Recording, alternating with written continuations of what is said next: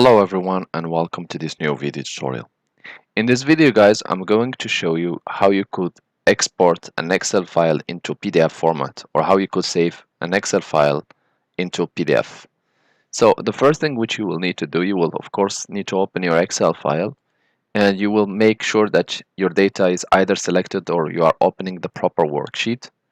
And then we'll go to File, we will go to Save As, and here we are going to select Browse.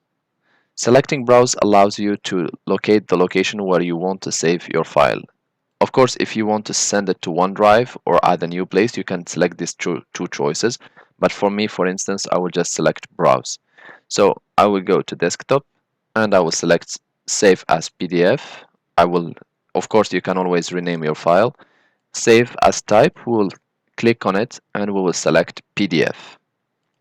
Now we will come to the author name. You can always change your name to name it on the name of the author,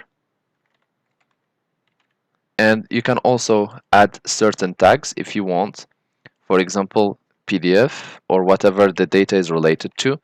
And title, you can always add a title to your file.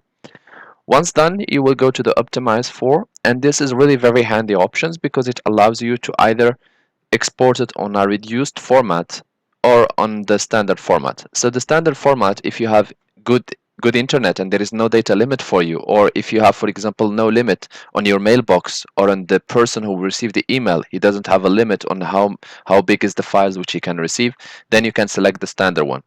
Otherwise, you can select the or the minimum size. This option doesn't really reduce your data or remove your data. It just remove from the system all the non-needed settings, and it doesn't influence in any way your data. Your data will be always correct, will be always as you have set it up and as you enter it.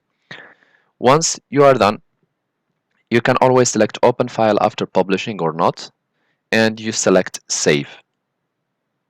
Once done, you can just close your Excel file and you can go and check your PDF file. Here I have my PDF and it has been saved properly. You can always open the PDF and compare the data in it with your Excel file.